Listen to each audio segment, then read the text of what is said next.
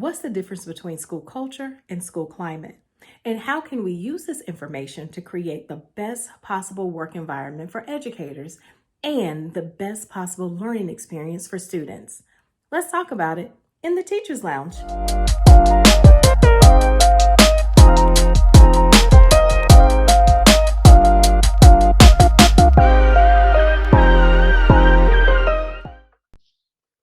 So the very first thing we're going to talk about is defining the two, school culture and school climate.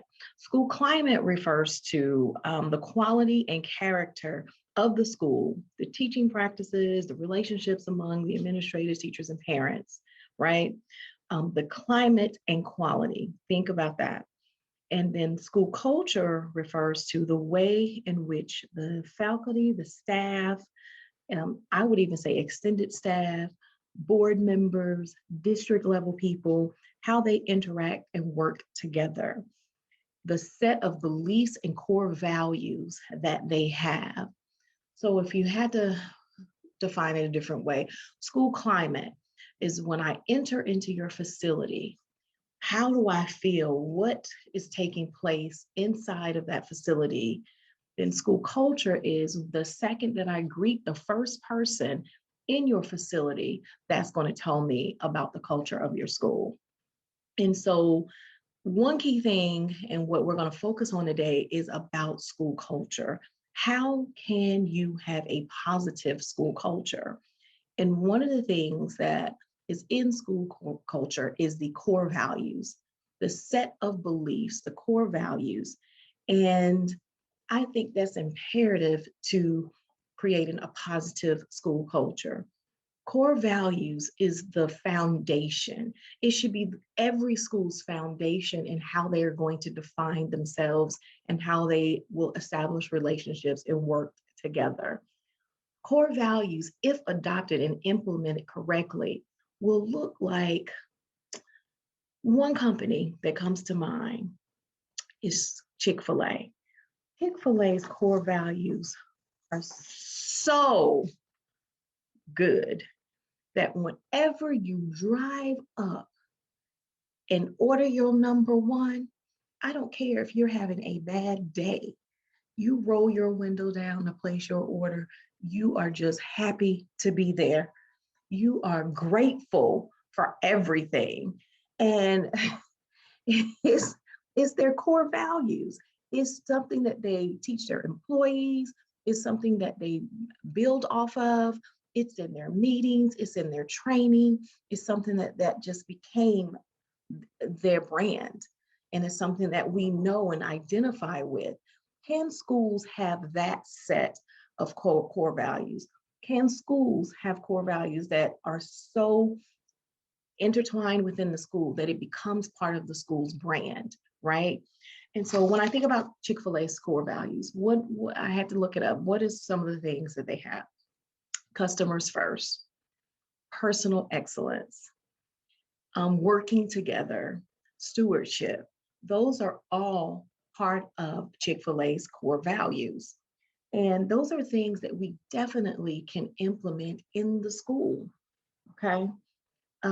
Core values, examples of core values, commitment to innovation and excellence. So if my school's core values, if that was one of our core values, everything we do, every person in that building would be committed to innovation and excellence. We would plan with that. We would start with that. We would lead with that. Another one, commitment for doing good for the whole group. So if that was part of my school's core values, doing good for the whole group, that means the decisions I make, I would have to look at them. Are these decisions for the good of me or for the good of the group? And then I would adjust and figure out and plan based off, am I doing something for the good of the whole school?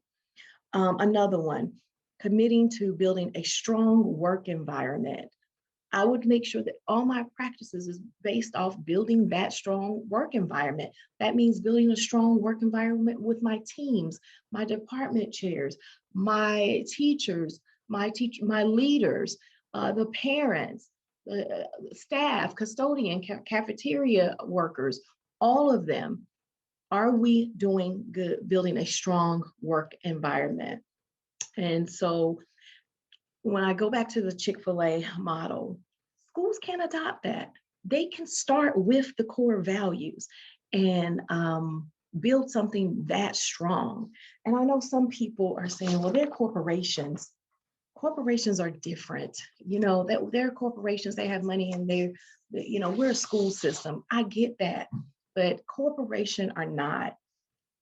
At Chick-fil-A, uh, Google, Facebook, all of these companies that have adopted some set of core values, they have the same thing there that we have in the school system, and that's people, right? So at Chick-fil-A, the last I checked, those are people working for them. In the school system, those are people working for them. And if core values is going to help me create a positive school culture, that's going to help me to serve the people that work for me, right? So, so when you think about school culture, I want to really talk about the school climate survey. This is the survey that comes out every year, and it's given to all the stakeholders to fill out about your particular building and your system. And so there are some people who appreciate and love the school climate survey, and then there are some people who absolutely cannot stand the school climate survey. And the reason why is because it's an honest reason. You know, the people who love it, they look at it as something to value, as data to look at, analyze, and improve upon, right? Um, they also look at it as, what are we doing really, really good? That maybe we have a model for this and we can share our resources with other people on how to be this good in this particular area. They love the school climate survey. Then you got the other end where they're like, this is judgmental. These are not correct. People don't know what they're talking about. They don't know about the school. They're not in the school. This is just too harsh. This is not correct data. And they're just not happy with the results of the school climate survey. And then you have everyone in between, right? I look at the school climate survey as a tool. It is a tool that we need to use. Okay, we need to use those school climate surveys to adapt and to figure out what is it that we need to improve upon. We don't need to look at it as a threat, right? And it's about mindset, all right? And I guarantee, a lot of that school, if for people who don't accept the school climate survey, it's probably because there is a lot going on in that building that's out of their control. And even good leaders can't fix some things that are completely out of their control. They need help and support, right? And so if there's a toxic work environment, even if you're a good leader running a school and there's a toxic school climate and culture, it just takes time to fix it. It takes steps and it takes practicing different things and implementing different resources to help improve your school culture. So some of the things that are in the school climate survey that relate to school culture is one, in the school climate survey, it's like, I don't know, maybe 25, 30 questions with the strongly agree, neutral, disagree, strongly disagree about all of the different questions. But there is school culture embedded in the school climate survey. Okay, I have access to the tools I need to do my job. I look forward to work every day. The best teachers are retained here at this school. That's school culture. Every building leader wants to be able to retain the good people, right? And they want to retain the people that might need a little help and assistance, but they have the potential, right? Leaders don't want to have to rehire every year for the same exact position because people are exiting because they don't like the climate and the culture in the school. They don't want to deal with that, right? And so that's why it's key to making sure that you're establishing these core values to change the narrative of your school, to keep people making, and you want the word on the street to be, this is a great school to work for. This school is a school that I feel supported, right? And changing the narrative. I had to go and look up some of the best companies to work for in 2020 to kind of, you know, parallel these things, right? And just try to figure out how corporations, some of the things that they do, we can model in the education system. So I looked up Fortune 100 best companies to work for in 2020, and I said, well, what makes them the best? Why are these the best companies to work for? What is it about their business culture that makes them the best? And so, number one was Hilton. And here's what their employees had to say: I love how I don't feel like just a number. I am a strong believer that Hilton cares about their employees just like they care about their family. What? Their employees are treated like family members? Wow. Wow. Go ahead, Hilton, with your bad self. Number two, Ultimate Software. Ultimate Software said, Ultimate Software takes care of its people and genuinely believes that putting people first is the only way to succeed. Putting people first? What? Putting the people that work for you first? Okay, go ahead, Ultimate Software. Wegman Foods was number three. They say Wegman, their management cares about their people and actually shows it in their action. I have always been made feel wanted and valued. Okay, so it's a common theme right here: valued, supported, cared for, treated like a family member. Okay, that's culture, y'all.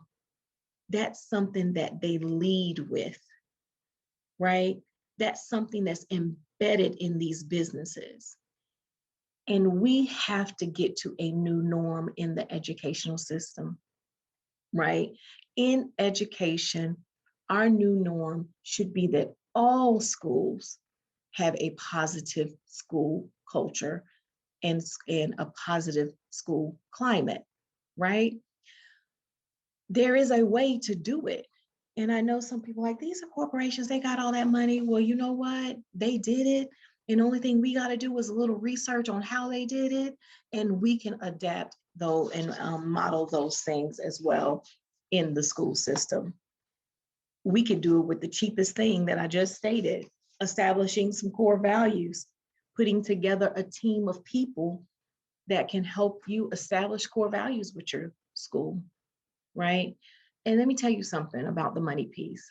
Educators are they are the biggest deal finders, coupon clippers. They will be able to create a project with $5 and serve 100 students with that project.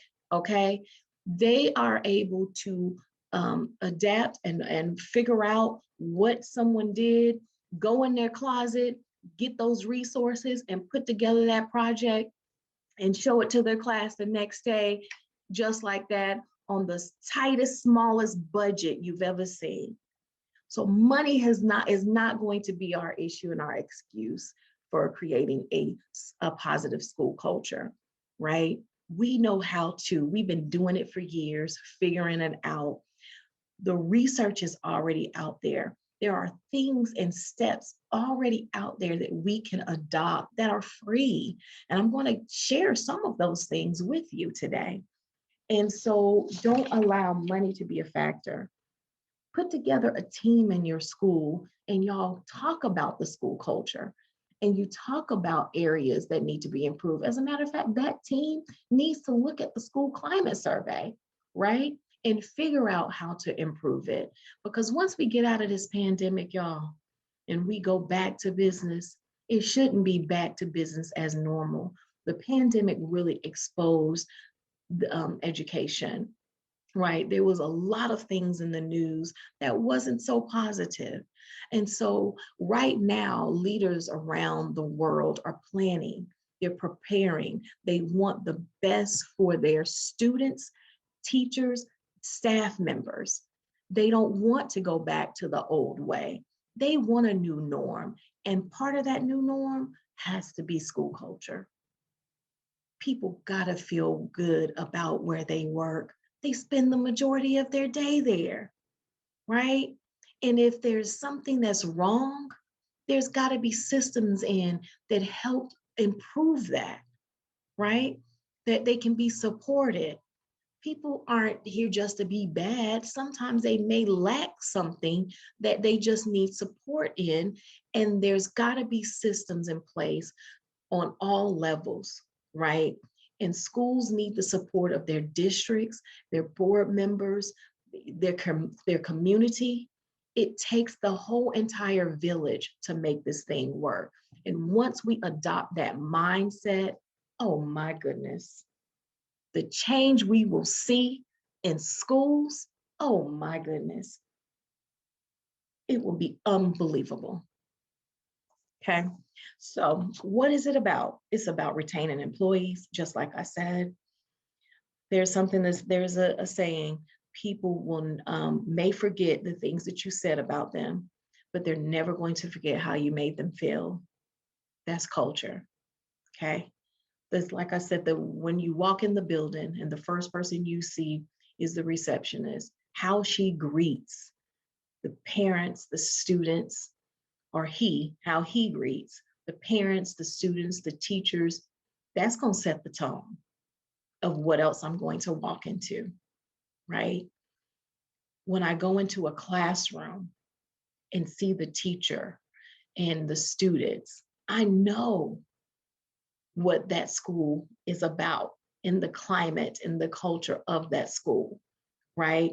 When I meet a leader, whether it's assistant principal or a principal, and I've met quite a few, I know if that leader is about the people that they work for or about themselves. And it makes a difference, right?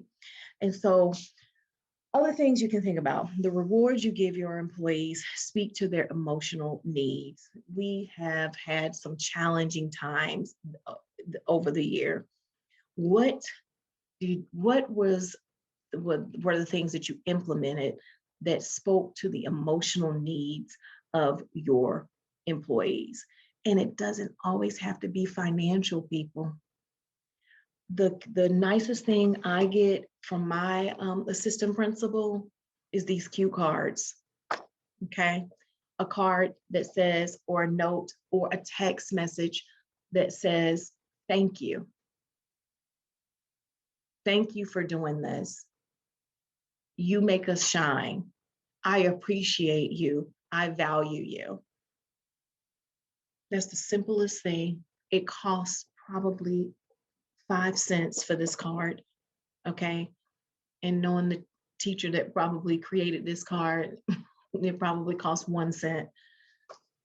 So just little things like that, handwritten notes, little spot surprises. I want to say about a month ago, it was Career Technical Education Month, and I created cards, got some card stock out of my closet, created these individual cards for the teachers that are in our academy. And it said, it had a light bulb on it, on the card, and I put inside the light bulb, "You have great ideas. Thank you for that." And I attached a piece of candy to it, and we hand delivered it to each one of the teachers right before we had a meeting. Just wanted to let them know before we jump on this meeting, I appreciate you. I appreciate your ideas. Okay, we're going to have a meeting and you might even have some great ideas that you can implement in this meeting. We appreciate you. Little things like that establishes school culture. Um, what else we got today? Individuals are empowered to grow, right? We want to grow. We want to feel supported. We want to be able to get the help in the areas that we need help. We don't want to feel threatened if we need help in a particular area. And if we inform someone that we need help in a particular area, that's used against us. Now, that's not a positive school culture at all, right? Teachers are not perfect, and staff members are not perfect. The custodian are not perfect. Everybody is trying to do their best, and absolutely they need help in certain areas, and they want to be empowered to not only seek the help, but actually get the help and use it, right? And so when I think about the pandemic and how it changed things for us, we started off, planning for the year, and it was about student engagement and, how are we going to help build our curriculum and things like that. But then once we got into school, just like everyone else around the world, we realized that it's just something, it's different. People were tired, right? Teachers were dealing with both hybrid schedules, right? Being a Zoom teacher and a in-person teacher all at the same time. Then having to deal with their kids that their schools might have been out, and then having to still do regular things. And so people were mentally exhausted. So my team members, we decided to change it up and make sure that our monthly meetings dealt with the social and emotional needs of the teacher. There's a lot going on about social and emotional needs, right? It's social emotional learning and things like that. And it's mostly pertaining to the students. And I get that, they need that. But don't forget about the teachers. And so we did things like mindful calendars and tips on how to get through your day, and uh, resources that you can use at home to have a better day. And so each meeting, we have something that pertains to the teacher and their social emotional needs as well. And so we got to be able to change it up. In a positive school culture, you can't have everything set in stone. You've got to change to the times that you're in, right? And adapt to those times. You got to be able to shift the focus and know that this is where my employees need help at right now. This is what we're going to do to deal with that. What are some other ways that you can? School culture is about celebrating as well, celebrating your teachers and your staff, making them feel good. Why is that important? Well, teachers feel appreciated, staff members feel appreciated, the overall staff culture feels more successful and positive, okay? You have a lot of that when you're dealing with school culture. People are more willing to take risks and suggest things. They got a growth mindset. Let me tell you something, in a positive school culture, your light bulb people, they thrive, and they gonna make your school look good, okay? If they feel supported, they're gonna come with those ideas, they're gonna implement it, and it's going to be good for the students and the entire community, the school. Everyone will benefit from your light bulb people that are in your building, right? But if it's a negative or toxic school culture, guys, we're gonna keep it real. Your light bulb people won't even open up their mouth, won't even suggest a thing, okay? Especially if they feel like they are not supported. Why give ideas if I feel like it's not going to be received, or if I feel like I'm going to be looked over, right? You can't have that constant toxic environment and think that your best people are going to survive it. And then there we go. you won't retain them. Because if I got to spend the majority of my day in this building, it's got to be something positive that I got to look forward to by spending the majority of the day in this building, right? And so it's not that hard to do to create a positive school culture. It just, it might seem big now, but you just got to take baby steps each year and make that y'all's new norm and add to it. Don't forget about it. Don't start over, build on it, and then you're going to be looking like Chick-fil-A. It took Chick-fil-A years to get to where they are now. It wasn't just they opened up and it was like that. They had to build on that to get to where they are now, and they're changing right now as we speak. So start is what you should do. And like I said, the cheapest thing to do is start with the core values. Make that the focus of your new school year. Teachers feel like they can achieve in a positive school culture. Staff members feel like they belong to a community and a family. And that's key right there. When you feel like you belong to the community and you feel like you belong to a family, right? That's a whole nother level of support. So keep that in mind. So part of school culture is celebrating. And here's some, I'm gonna give y'all some real cheap things to do, right? Inexpensive things to do to establish a positive school culture. One of the things that I wanna do is a free thing. It's called kindsprings.com. And I did this with my students. We took a month, I wanna say in October, this was before the pandemic, and I created what is called these kind spring cards. Smile, you're it. And so I would select 5 students each day from different classes, and I would give them, they were on yellow cardstock, these kind spring cards. I would attach a piece of candy to it. And this is another thing, when you're establishing a positive school culture, it doesn't have to be on the people who are running and leading and teaching in the school. You can use the students to help you with establishing a positive school culture. And so I did. I took the cards, I attached a piece of candy to it.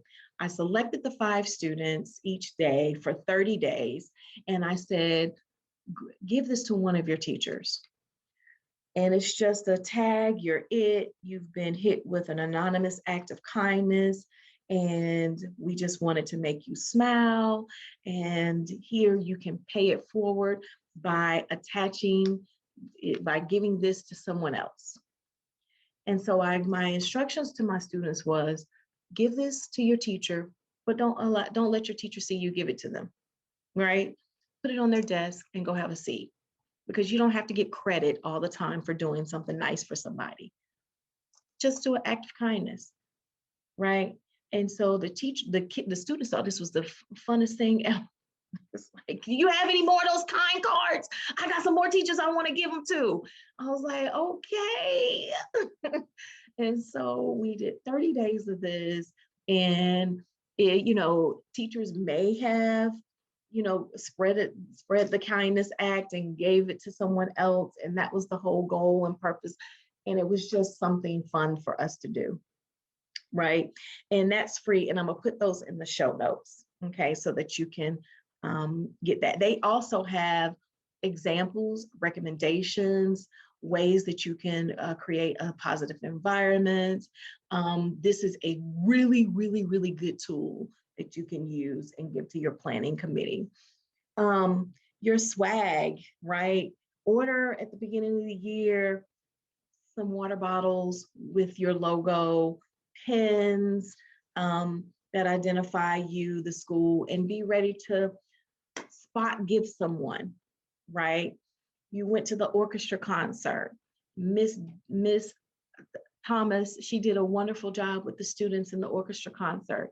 You meet her at her door the next morning. Here, give her the water bottle. You know what? You did a great job yesterday. I appreciate how you work with the students. They were awesome. Thank you for your leadership. Okay, thank you. I'm glad you enjoyed the show. Okay. So order a couple of those that you can use throughout the year. Ask your regional office, your superintendent, your board members to call a staff member and just thank them. And you shouldn't have to ask. This is just something that they should do, right? But call a staff member, thank them for what they're doing. If you see that there's a program going on at a school, and you, even if you can't attend, you can still thank them for putting the program together, right? That's how you're going to change the school culture. I also think about, board members. I'm like, what can board members do at the school level? And I was like, well, you know what? What if they just one morning met the teachers at the door with coffee, serving the teachers and the staff members as they get out their cars to start their day. And then you got board members at the door saying, thank you. I appreciate your service. Here's your cup of coffee. Enjoy your day. Serving the people that work for you. Oh my God. Okay. I just like, okay, that's good. Use word cloud generators. This is something you can work with your librarian to create these positive word cloud generators, to pass these out to your staff members. I'm going to put that in the show note as well. Inexpensive, quick to do, and it makes a difference. A themed virtual party. We are actually doing this April. I am going to be doing a themed virtual bingo party for our academy. I plan on ordering chips and soda, and I'm going to deliver it to the teachers right before the bingo party. And we are going to play virtual bingo and just have fun laughing on the Zoom meeting, eating popcorn or chips, and playing bingo. And you can do these virtual theme parties and just have a good time, right? A staff shout out board. This can be in your teacher's lounge. It's not something that's going to be nice, neat, and pretty. Not everything needs to be nice, neat, and pretty.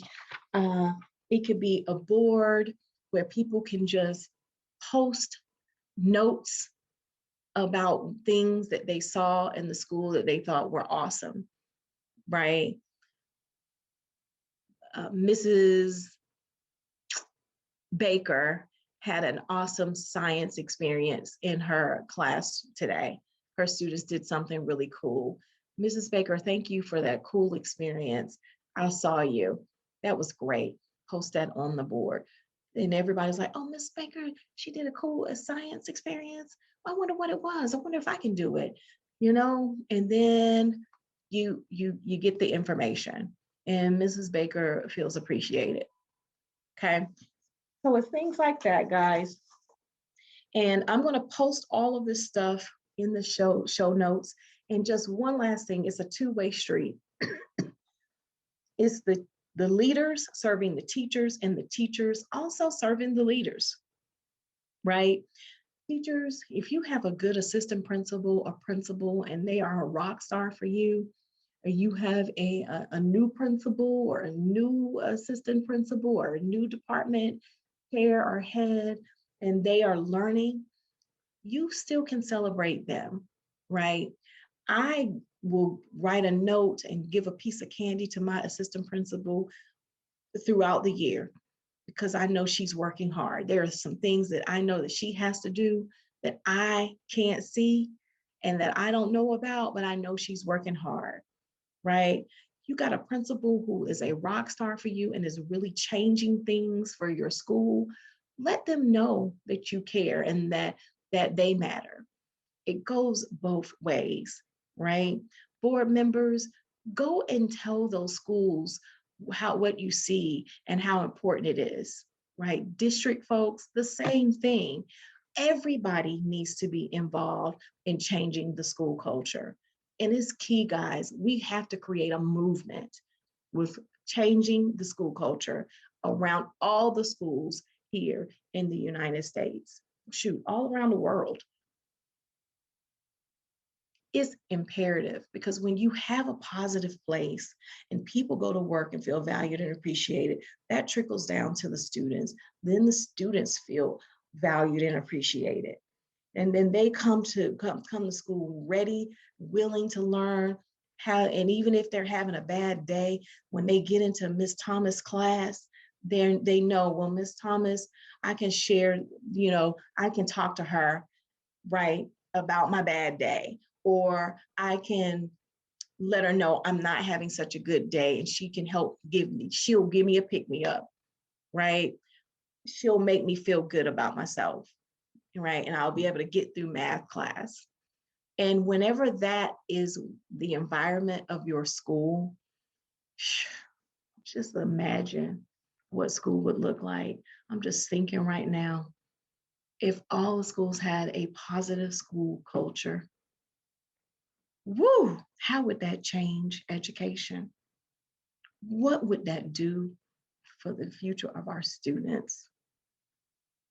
What would that do for the future of teachers, of leaders, of the community?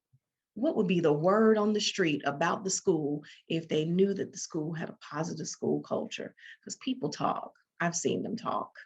They talk about the good schools, they talk about the bad schools. They talk about why the good schools are the good schools, and they talk about why the bad schools are the bad schools. Time to change the narrative. All schools need to be good schools. And it's not that hard to do. Check out my show notes. I'll have resources in there. If you need help with establishing positive school cultures, I will have my link there as well for you to contact me. We will start with those core values, right? And thank you for joining the Teachers Lounge. We have a new video each week. See you next week. Have a good one.